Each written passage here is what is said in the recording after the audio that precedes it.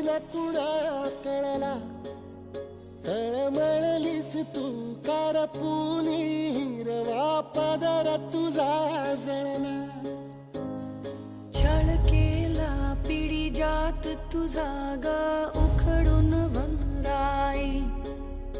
अपराध किती झाले पण आता शरण